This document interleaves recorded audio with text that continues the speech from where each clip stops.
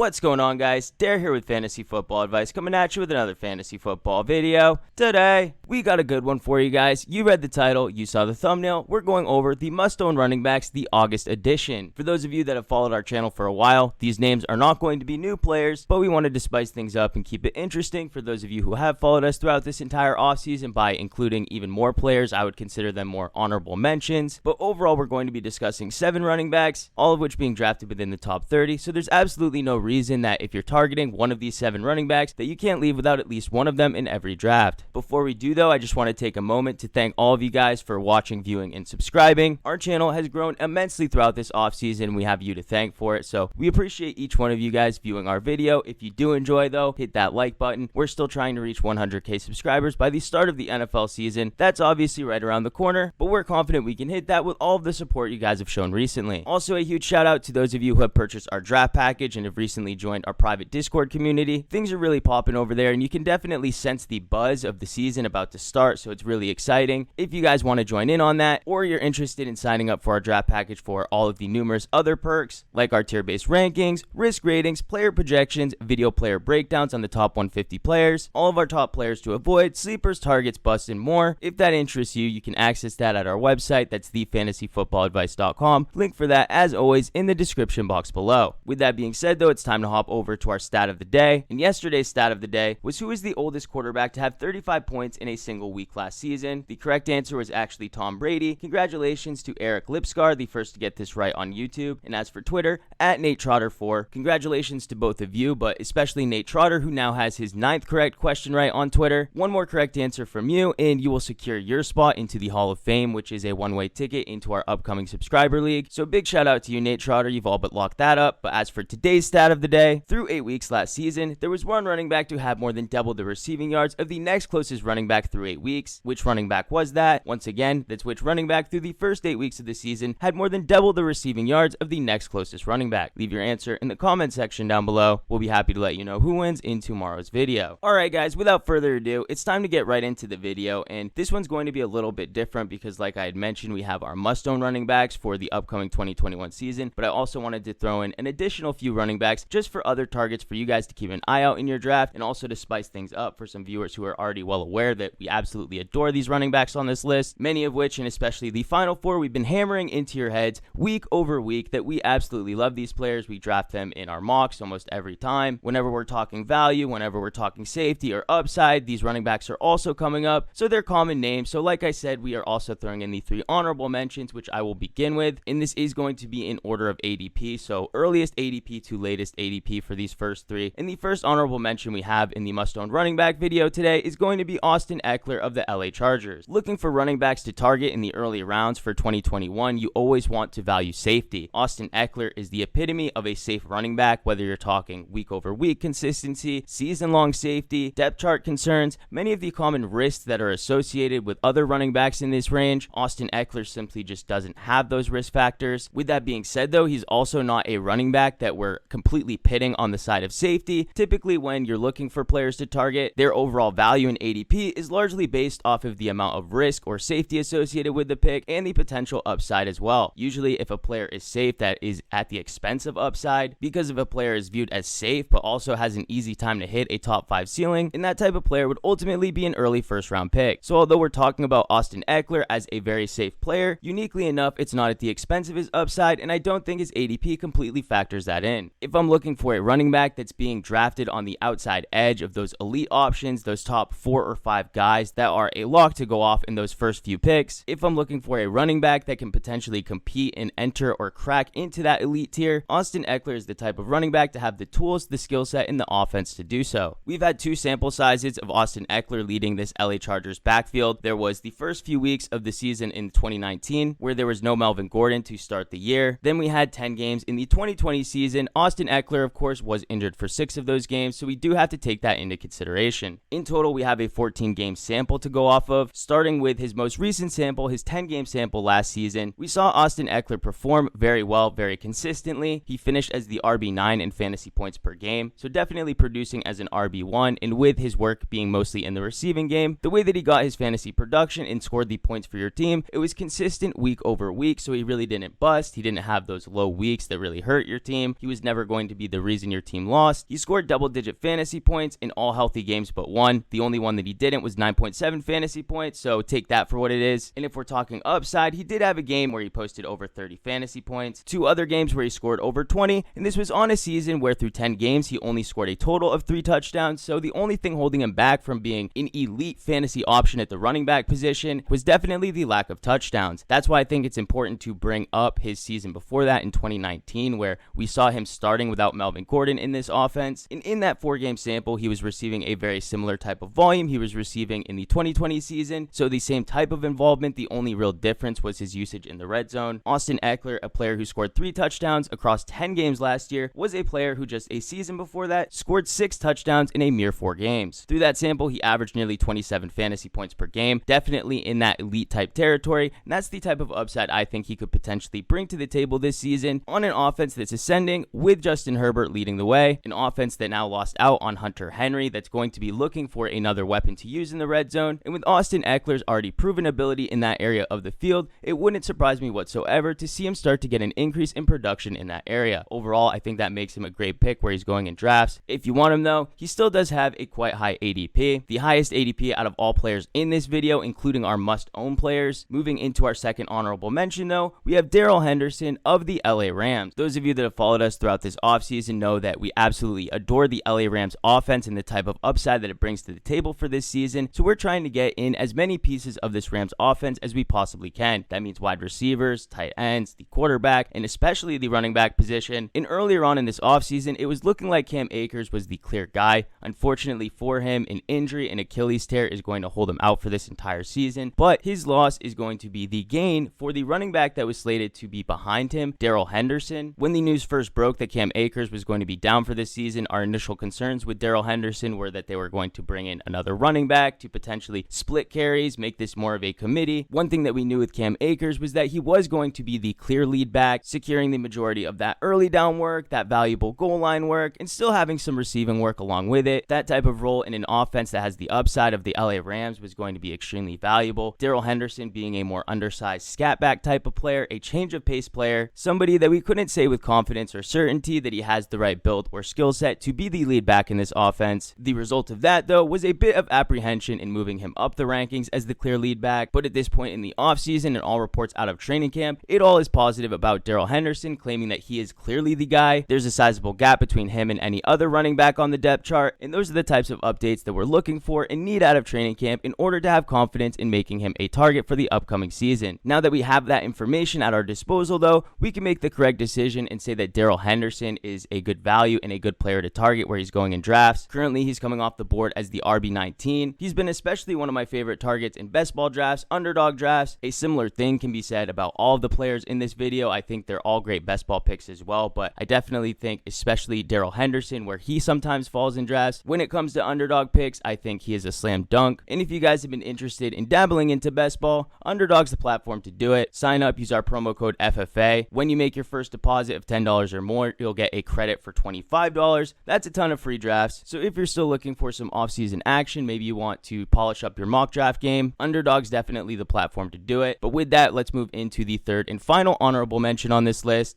And it's Chase Edmonds of the Arizona Cardinals. Chase Edmonds was a player that was featured in the last update that we made on our must-own running backs. Reason being is that he is a running back on one of the league's better offenses, the Arizona Cardinals, an offense that is only projected to get better heading into this season. Last season, we did get a bit of a lull out of the Arizona Cardinals after an injury to the shoulder of Kyler Murray. Heading into this season, Kyler Murray is a 100% go. The wide receiver group also got bolstered up. DeAndre Hopkins returning, of course, Christian Kirk as well. But in addition, they brought in rookie Rondale Jones, competing with AJ Green. And if there's any juice or gas left in the tank of Green, the Arizona Cardinals are the type of team to be able to pull that type of production out of him. Last season, Kenyon Drake definitely limited the ceiling of Chase Edmonds, but with Kenyon Drake out of town, that led us to believe Chase Edmonds was going to step into a much larger role. This caused us to move him into the must-own category earlier on in this offseason, but as training camp has progressed, we've gotten more updates about this backfield, and from the information we've received thus far, it seems that the gap between James Conner as well as Chase Edmonds when it comes to production and volume, it looks like that gap is going to be much closer and thinner than we had expected initially, and for that reason, while we still fully expect Chase Edmonds to take a step forward and receive more volume than he did last season, so long as James Conner is healthy, it's unlikely that Chase Edmonds is going to break into that next level of being a top 15 type of running back. We do still have to temper our expectations on him, knowing that he fully does have the upside to be a top 10 guy if James Conner does go down with an injury, a player who has a large history of injuries. So from a season-long perspective, I'm still very much high on him, but I definitely do want to move him out of the must-own running backs to more of an honorable mention, a player that's likely going to be putting up flex-type numbers at best until there is a possible injury to James Conner. Otherwise, we may see similar production to what we were seeing last season. As mentioned, though, he finished as the RB25 last season, playing the 1B role to Kenyon Drake. Right now, he's being drafted as the RB29, so even if he produced like he did last year, he's still coming in as a value, which is one of the reasons why he's a top target for us at the running back position. Alright guys, we've made it to this point in the video where we're moving past the honorable mentions into our core players, our core must-own players, some of my top picks in the entire draft, real staples that I'm expecting to have on many of my teams. But in the same light, these are players that we brought up throughout this entire offseason. It would be weird if we just all of a sudden came out with 4 running backs that you had never heard us bring up the entire offseason. No, we've absolutely loved these players. The updates we've received throughout training camp have only supported our love for these players. And going in order of ADP, up at the top we have Antonio Gibson of the Washington football team. If you're looking for a running back that really brings in the whole package this season, Antonio Gibson is certainly that guy. To elaborate on that further, when looking to target a running back, there are a few things that are important to seeking high-end production. The first is being on a team that has a strong defense that can keep them into positive game scripts. That type of situation leads itself to games where in the third and fourth quarter, you don't have to worry about losing out on rushing production, and in fact, in games where there are massive leads, you could have those blowout performances where your running back just completely pops off with 20 rush attempts and 200 rushing yards. So when checking the box of items we're looking for in running backs to target, Antonio Gibson gets the mark checked off when it comes to team defense. When it comes to offense, though, I definitely think the Washington football team is a bit underrated. Last season, they had much fewer weapons overall than they're bringing into this upcoming year, signing Curtis Samuel off of free agency, retaining Logan Thomas, bringing back Terry McLaurin on his rookie contract. The major piece to this puzzle, though, I believe is from the quarterback position, moving away from the dumpster fire they had last season from Dwayne Haskins and crew over to Ryan Fitzpatrick and Taylor Heineke as backup. When you factor in that Washington down the stretch was already a team that offensively was able to remain competitive, even winning their first playoff game. Now with these added weapons, the Washington football team should be a much more efficient offense. I fully expect much more yards offensively as well as touchdowns. That will directly benefit the running back in this offense, who is already extremely productive on an offense that was less than ideal last season. A season in which Antonio Gibson already was able to produce as the RB13 on the year. So clearly, if we go back to that running back checklist of things we're seeking in a top draft target, individual ability is definitely up there at the top of the list. Individual ability is one thing we absolutely are not questioning when it comes to Antonio Gibson. This was a player coming out of college that had a pretty small resume. Any possible concerns of talent, though, were answered last season, where Antonio Gibson proved to get it done on all aspects, whether it was receiving, big play ability, short yardage, red zone, goal line. Antonio Gibson could do it all. So overall, you have a player on a team with a very strong defense that should be competitive in nearly every matchup. In addition to that, the team also has an ascending offense that we have high expectations for heading into this season. And to check the final box, you have a running back who, as an individual contributor, is one of the better running backs you could possibly ask for. So when you combine all of those factors, you have a player that we view as safe. And when it comes to upside, we saw him score double-digit touchdowns on a less than ideal offense. It really makes you wonder what he can do after finishing as the RB13, heading into a season where he will be given the full reins to this offense, a much improved offense, so it's no wonder why we absolutely adore him this season. But moving into the next running back when it comes to ADP, it's Najee Harris of the Pittsburgh Steelers. One of the main things I love about Najee Harris definitely has to be his ADP. Right now he's coming off the board at the back of the first round, early second round. In most cases, in most platforms, it is the early second round, so anybody with a back-end first round pick, they're able to pair a player like Najee Harris with either another running back or a top-end wide receiver, maybe Travis Kelce if you happen to fall that far, and I think that is an extreme advantage when you consider that Najee Harris is very safe when it comes to expected volume. He's safe when it comes to the offense that he's on, being the Pittsburgh Steelers led by Ben Roethlisberger, 1 year further removed from his Tommy John surgery. He's safe when it comes to the receivers on his team, Juju Smith-Schuster, Deontay Johnson, and Chase Claypool, making one of the more talented trios in the entire league at the wide receiver position. This means defenses can't sell out to stop the run. While his offensive line could definitely be improved, I think a lot could in the league. Having receivers out there on the field like Ebron, Juju, Deontay, and Chase Claypool, defensive fronts are simply going to be much lighter than they would on a team that has no receiving talent. So when it comes to safety, he hits the mark there. Then other normal concerns for other running backs, you have depth chart concerns. That's something we completely throw out the window when it comes to Najee Harris. First of all, the investment in draft pick in order to get him. He's a first round talent, a first round pick. You don't invest a first round pick into a running back, bringing him into this running back room that was abysmal last season, and not fully expect him to get 70+% of the snaps out of this backfield. In addition to that, he is not only an early down rusher, he's also a running back who can get it done in the receiving game. He has a sizable resume. It's safe to assume, if given fair circumstances, what we saw on the field from him in college should translate to the NFL level. So anybody looking for concerns in the pick of Najee Harris, trying to find a reason why he's not a slam dunk where he's going in drafts. So for that, we fully recommend you draft him. He's one of our must-own running backs for this upcoming season. And when it comes to players we believe are unlikely to disappoint, we would put Najee Harris near the top of the list. The next running back we have is Chris Carson of the Seattle Seahawks. He's currently being drafted as the RB17, and at the beginning of this offseason, this wasn't really a player we had listed as a target. Towards the midway of this offseason, though, we were warming up to him and taking his ADP more seriously as a value. And at this point in the offseason, though, we are fully on board with him as a target, so much so that we felt comfortable adding him to this must-own running back list. It's no secret the reason why, though, is largely because of his ADP. Like I had mentioned, he's coming off the board as the RB17, and from what we've seen from him throughout his entire career on the Seattle Seahawks, a very sizable sample, especially with him as the starter over the last 3 seasons. While healthy and on the field, Chris Carson's going to produce RB1 type production. If you're getting a player at RB17 that's producing RB1 type production, that's a draft pick I'll make all day. So the only question has to be, can we guarantee that? And while nothing's really guaranteed in fantasy football, when you look at the factors surrounding him, it's really hard to argue otherwise. First of all, he's on the Seattle Seahawks offense led by Russell Wilson, a quarterback that plays consistently year over year. We're not just expecting the Seattle Seahawks offense led by Wilson to completely fall off a cliff. Russell Wilson also being one of the most durable quarterbacks in the league despite his mobility. We're not worried about an injury to Wilson holding us back from having top RB1 production. As for the potential upside of Seattle this year, I think they're bringing in one of their best offensive packages ever. DK Metcalf, an electrifying talent at the wide receiver position as a rookie, really made a name for himself. Stepping into year 2, completely broke out, surpassed Tyler Lockett in my opinion, and should be the top target for this passing offense this upcoming year. Regardless though, they're bringing back both players. One concern with this Seattle offense is how is the target distribution going to be between Tyler Lockett and DK Metcalf, a factor we really don't have to worry about for Chris Carson owners, because regardless of how they get the ball downfield, as long as this offense is churning and moving the chains, Chris Carson is winning for fantasy.